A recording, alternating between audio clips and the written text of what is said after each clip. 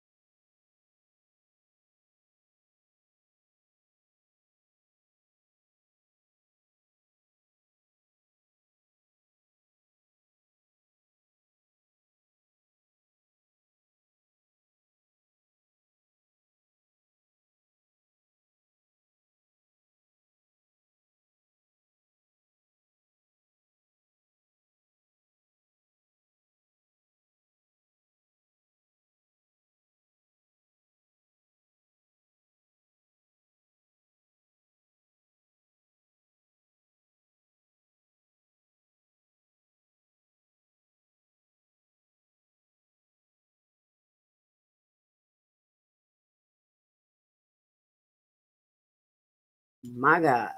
Let's start again. I can't believe that I've been talking and I was on mute. Next time I'm on mute, guys, come on, just drop it in the comments, okay? Just drop it in the comments. There we go. I should have had my headphones on. That's the problem. That's the problem. I was didn't have my headphones on. I'm never not broadcasting out my headphones. I have to remember that I'm the producer. Okay, so thank you for your patience. Rumble. If you ever see me just running my mouth, okay, I can't look at the comments. Just say, hey, we don't hear you, okay? Good. So I'm gonna edit this video, but basically what I was saying is that this is part 2 to the AJ Armstrong conviction, capital murder conviction. As you know, last week we went into part 1, where we basically highlight the fundamental information from the first 2 mistrials all the way to this current trial, and we finalized off with the verdict. You also heard something. You heard some. Not commentary, but actually the feelings of AJ's grandmother and grandfather, as well as the uncle.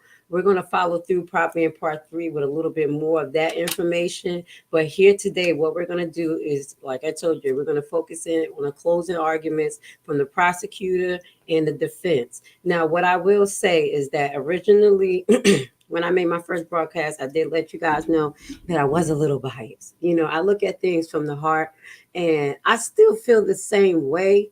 As far as I'm going to tell you, I feel like AJ is innocent in my soul, but I'm going to be non-biased with what I see and give you my commentary.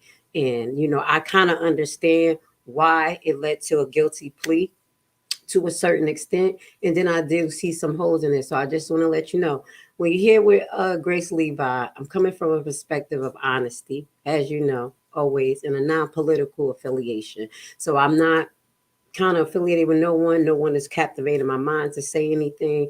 So we're here as a family. And if you like the content that I actually put out, please, please, please hit the like button. This is letting me know that you guys, are into the type of topics that I'm into. These things that I share with you is the things that I'm into, the things that come from my heart. So I found this very captivating. And as I mentioned, I felt like I was a little bit biased. That's why I watched everything and I had discernment. Whatever little comments I wanted to make, I made it. But now we're going to watch the actual closing statements of the prosecutor and the defense, and then we're going to add in the alleged information that I brought up the last live, which someone was making allegations that Mr. Armstrong Sr. was involved in not trafficking, but how can I say, escort services. So we do have a platform that hosted that, and we're going to get into that tonight. So thank you for having patience with me, guys. Next time that I'm up there just talking, you see me just talking, and you don't hear nothing, please just let me know. Okay, I appreciate you. I appreciate you. So let's get it started. It is day 6 of the Antonio A.J. Armstrong Jr. trial. Jurors got to see life-size models of Don and Antonio Armstrong Sr. on a bed in the middle of a courtroom.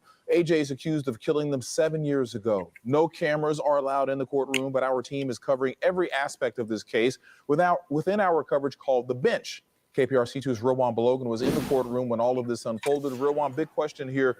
Jurors get to see the DNA evidence that caused the case to be delayed a month? Yeah, Keith, the jury was about to see that evidence and the investigator and hear from the investigator who found that new DNA evidence. But the judge called things to an end for the day, allowing the juries to leave until returning tomorrow morning. At the stand was investigator Celestina Rossi. She is a blood splatter and reconstruction expert from the Montgomery County Sheriff's Office. She's assisting in this case. Now, take a look at this video we captured of her leaving the courtroom today along with prosecutors. During her testimony, prosecutor John Jordan and her started with a staircase. Now, this is why it's so important. During AJ's interview with Homicide, he said he saw someone leaving his parents' bedroom, and they had a demonstration of life-size figures to show that staircase here. Now, Jordan wanted to show how close AJ would have come to the alleged suspect. So he had the jurors walk around to see how close that was. Then they pulled out that life-size bed with mannequins to represent the Armstrongs. The defense quickly objected to the height and the size of the bed. However, the judge still ruled to let it in for demonstration purposes only. From there, prosecutors talked about blood splatter, and that's where we learned Sergeant Rossi believed that there were 4 shots, but investigators only found 3 shell casings. Now, Rossi talking about those 4 shots were her opinions. Now, the jury was very attentive for most of the day as they were able to see those demonstrations play out in front of them. Now, tomorrow we will finish from that new DNA evidence, and the defense attorney Rick DeToto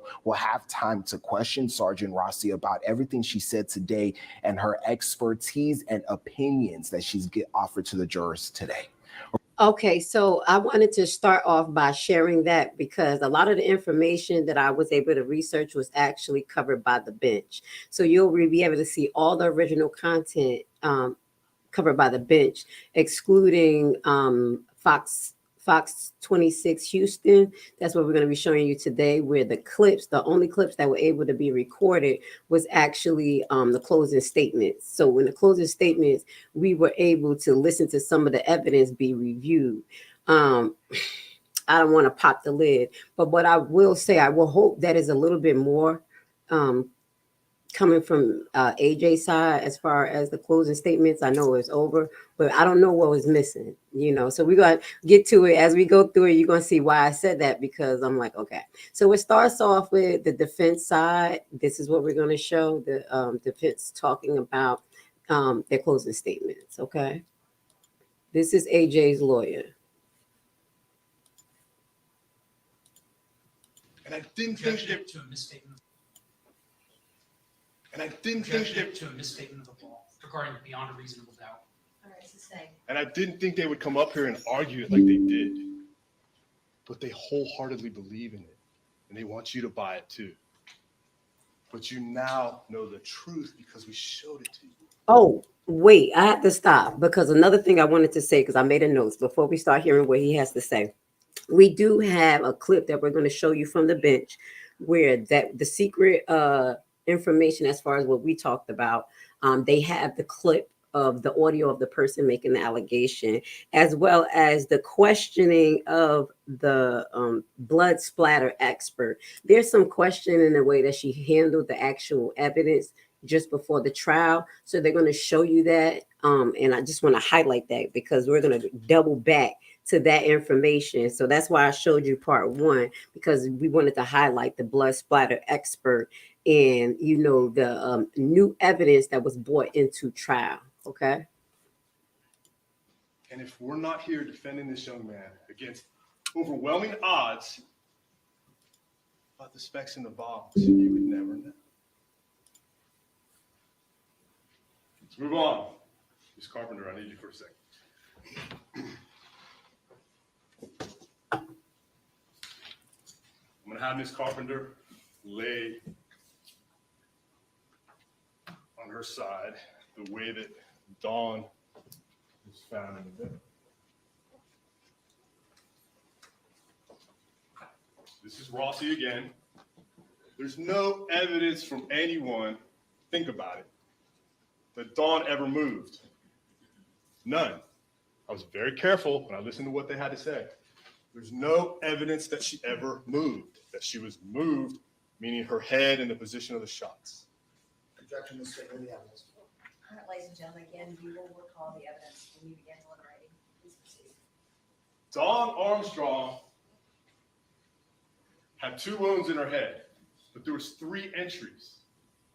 There was one in the head, there was one in the earlobe that went into her head. If you look at the autopsy report, the angle of the shot was like this. That's the only way that it could go through her ear and go into her head. Remember they talked about, Rossi talked about cartilage and how it doesn't bleed? The angle of that shot is like this. And you'll see the photos when you go back and deliver it. Now, Rossi's stance tells us that based on my expertise, I'm the best expert there is in the whole wide world. This is the angle of the shot. Remember I stood up here with Ms. Carpenter? Remember that? We talked about that? I didn't ask the ultimate question because I wanted to do it now. There's no way this makes any sense. This would maybe hit her ear or maybe hit the back of her head. But in order for Ms. Rossi's theory to be true, it's called the magic bullet. Anyone a JFK fan? Conspiracy? You know about the magic bullet. That bullet would have to go this way, it'd have to go up, it'd have to make a turn, and it'd have to come back. Now, I want to explain this to you guys because he's standing at that position because the prosecutor's stance is that the person was far away, and as far as AJ was far away, and that's why he didn't have blood splatter on him. What he's trying to highlight here is that one of the direct shots was in the air, meaning that the person had to be standing close on them to actually do it. So, and who knew that in the air, if you get shot in the air, not a lot of blood will splatter because it's cartilage. So that's something to keep in mind as well.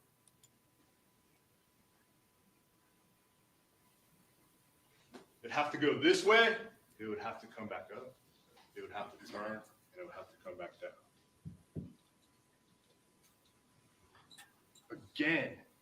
Again, they sponsored that testimony. Thank you, JL. They sponsored that testimony. How long did they go over her credentials? It's the most I've ever seen. She's the greatest, she's the best. That's dead wrong. It's not even close. And the reason she has to do that is because if the shooter's on top like this, there's going to be more of a chance of backslap. Could be another example, reasonable doubt.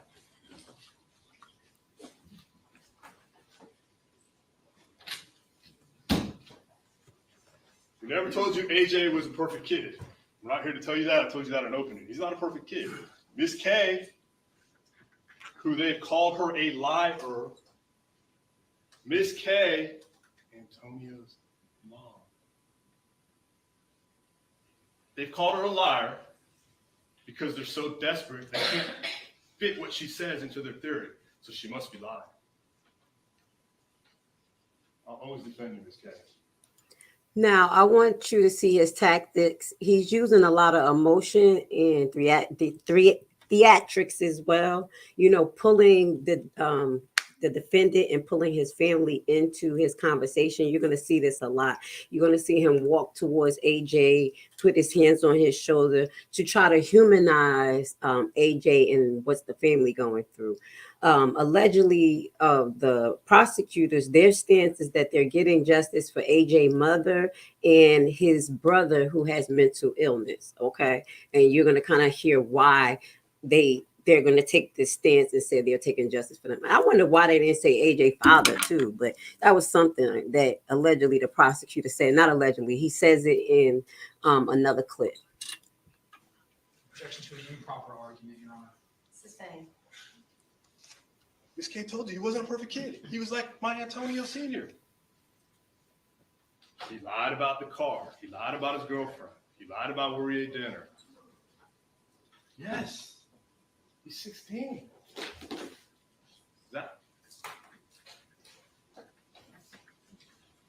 It's a 16-year-old. He created, I don't even know how to explain it. He created his own response on an iPad regarding the Blake Fertitta issue. Oh my God. Oh my God, lock him up. So what he's talking about is some of the tactics that the prosecutors were using throughout their, trial. Throughout the trial was basically that he was a malicious, that he was a liar, and he's just talking about a situation where allegedly AJ girlfriend was being invited somewhere, with a rich guy, and allegedly instead of AJ actually just talking to her, AJ decided to do something a little bit sneaky and create a text to cause mayhem between his girlfriend and the other guy. So he trying to define AJ's character by the things that he's been doing. Now, I'm going to just add to this part because that was something that I had to think about. And it's not just on the defense of just AJ, because when you hear the prosecutor, I'm going to say they put a good timeline together. They redrew the whole thing out. If you missed the trial, the prosecutor did a great job just drawing out their arguments. So I will say that.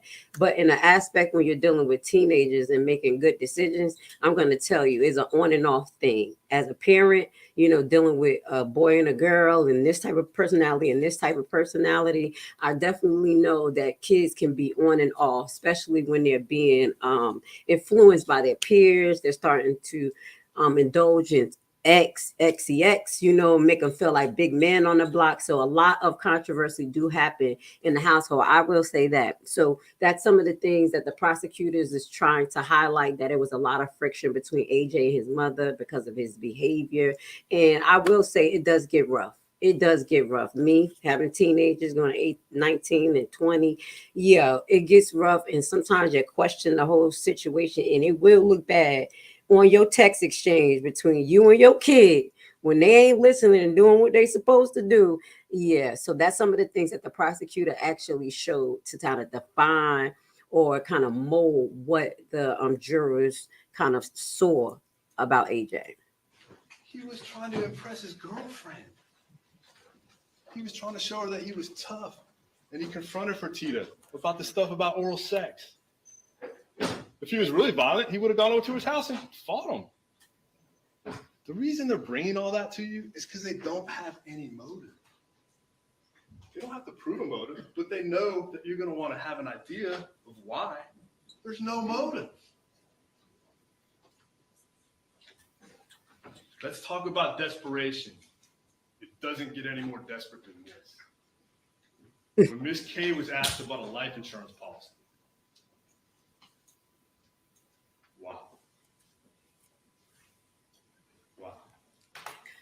keep the life insurance policy thing in your head, because when we address what the young lady talks about with the this I keep saying sex trafficking, but it's not prostitution allegations. She mentioned something about AJ and his wife and the actual insurance policies and what they were doing weeks leading up to their deaths. So just keep this in mind, y'all. No evidence of that. They didn't bring any evidence of it. They just threw it out there. They're trying to shape and mold evidence to fit their theory. Why would they ask about a life insurance policy in the heat of a cross if they weren't desperate? And it's reckless. And it's dangerous, because that's how innocent people get convicted. Think about that as you go through all this evidence. Gunshot residue. A lot of stuff about it, okay? But I want to point these things out to you. Nothing on his hands. I've said this over and over. Nothing anywhere on AJ, right? No gunshot residue anywhere on AJ. His hands, his feet, his clothes, anywhere. Anywhere in his room. They had full control over that scene. And I asked their expert, he says, most 22 caliber bullets don't have antimony. Which ones? I have no idea. Okay. Then what 22 caliber bullets do have antimony? I have no idea. He's trying to argue that the Blazer bullets in this case don't have gunshot residue, but he has no idea. How can he even testify to that in front of you? AJ's not going to have gunshot residue because 22s don't have it on them. But which ones do and which ones don't? I have no idea. Molding evidence. Look at their own report. I'm going to walk up so I can see it. The chemical elements lead, barium, and antimony are components of virtually all primer mixtures except some 22 caliber. That verbiage is the exact opposite of what their expert testified to. That's on their lab reports. Some 22 caliber. They're molding evidence to fit to their theory. Now, we had this big exchange, and I got a little fired up. I apologize with the expert about testing for gunshot residue. Okay, test the bullet. They got an expert for that. They got unlimited resources. Test the Blazer bullet. Test the primer. Take the bullet off. For those of you who are familiar with bullets, take the bullet off, pull out the powder, and have the primer tested. And then you can determine if there is or is not antimony in it. Now, I want to just stop before he continues going. Just highlight this information as far as they didn't, not only gunpowder that they haven't found on him in his room or anywhere, but they have his particular fingerprints. So even if these people share the same DNA in the household, I will highlight. I just have to highlight because this is some of the things that I think about when it comes to evidence. Where is the fingerprints on the gun? I know I would assume the officers or part of the investigation, especially if they're looking at AJ trying to get into his mindset, that they would look at his actual history on his computer. I didn't say they did or they didn't, but these are some of the ththings that I think about. And maybe this young man would use the computer to look up certain things, how to clean up gunpowder, how to do stuff like that. So, you're going to go into them not finding cleaning products, not too much dishevelment in the home, because they haven't talked about that. And that's very significant to me. So it's not only that allegedly they didn't find any gunpowder on him or residue, because some of the particular guns don't produce that, but it's the fact that the gun and everything did not have his DNA on it. And they're saying this right now. Nothing, his handprint, not DNA, but handprint. Okay. And they're saying this right now. So I just want to clarify that so it can make some sense. Outside of the sticker that we talked about, there's no blood ever been found on AJ, on his clothes, anywhere in his room, anywhere in that house.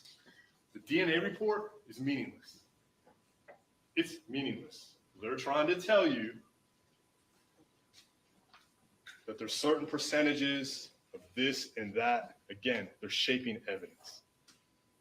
Courtney Head told you that it doesn't mean much. Bleh. But they're trying to take that little bit, the little percentages, and hope it confuses you. Again, that's reckless. It's desperate and it's dangerous. There's nothing more dangerous on a DNA report that means nothing to say, look at the percentages, even to exclude Josh.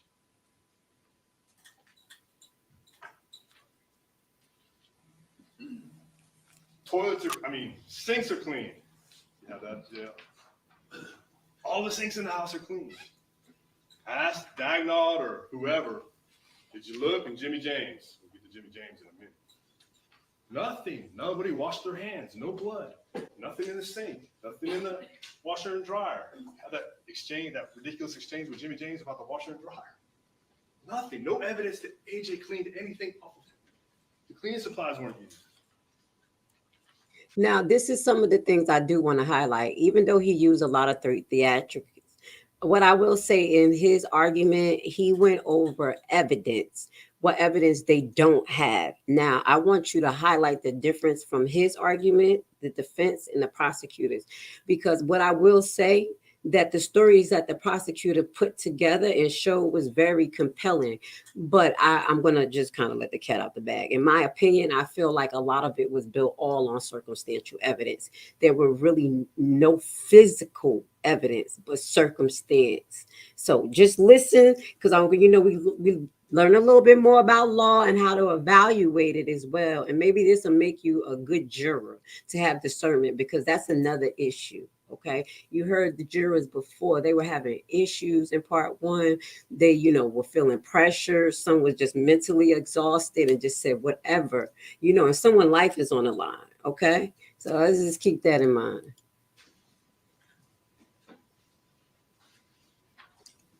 No fingerprints. And see how they argue the opposite? Just because the fingerprints weren't there, it doesn't mean that he didn't touch anything. Just because there's no DNA there doesn't mean he did. They're never going to concede. If it's there, he's guilty. If he's not there, he's guilty. The evidence speaks for itself. You can't consider the fact that there's no fingerprints, but he could be guilty. They're shaping the evidence the way they want it to be. My favorite witness in the history of my career will forever be Jimmy James. Now, I want to highlight here, he tried to tear Jimmy James a new ass, okay? He don't like Jimmy James, and I think when he talk about the blood spatter expert as well, he digs into her and her credibility. So listen to him when he talks about Jimmy James, which is the evidence collector. Forever be Jimmy James. I might put a picture of him in my office. And I see you giggling a little bit. Think about this. Jimmy James is out there investigating cases right now. He's actively still investigating cases. It could be one of your loved ones he's investigating. Think about that. Mr. James, one of the most routinely asked questions from a criminal defense lawyer and a prosecutor: did you talk to the prosecution before you testified today? What did he say? What did he say? I'm not going to answer that. He sat up here under oath in this witness stand. I asked him 3 times, and the 3rd time I got angry. And he looked right at Mr. Trask and Mr. Jordan. Didn't know what to say. He said 3 times, I'm not going to answer that. I had to get the judge to force a crime scene unit investigator in a capital murder case, in a capital murder case, to get him to answer a question as simple as that. Let's take that a little further. Why did he not want to answer that question? It's almost like he needed a lawyer and took the 5th Amendment. Objection, improper argument. It's the same. Why did Jimmy James not want to answer that question? Improper argument because he made an assumption in the argument saying that that was possibly the reason why Jimmy James didn't want to say something. So that's why they sustained it. Jimmy James, did you talk to the prosecutor about this case? I'm not going to answer. You get to think about that. And that goes into the credibility of that witness.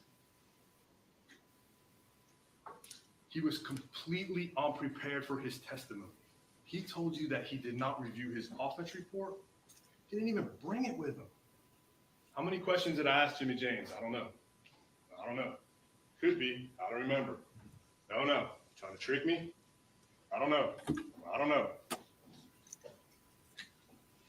This young man, any young man, any person in this courtroom deserves this crime scene unit investigator to be prepared to testify in a case. To tell you guys who are going to determine this person's fate, what happened accurately, intelligently, and consistently. He didn't care. Mm-hmm. He didn't care enough to read his report or to bring it. Again, they sponsored that witness. Jimmy James is the Amazon of this case. Jimmy James is the Amazon of this case. He collects the evidence and he distributes it. We know from the lady who tested the carpet that she had issues with the way it was packaged. We know that, right? So you get to determine his credibility in collecting the evidence and all the evidence that he collected. Do you want that guy working on cases in Harris County? He's incompetent.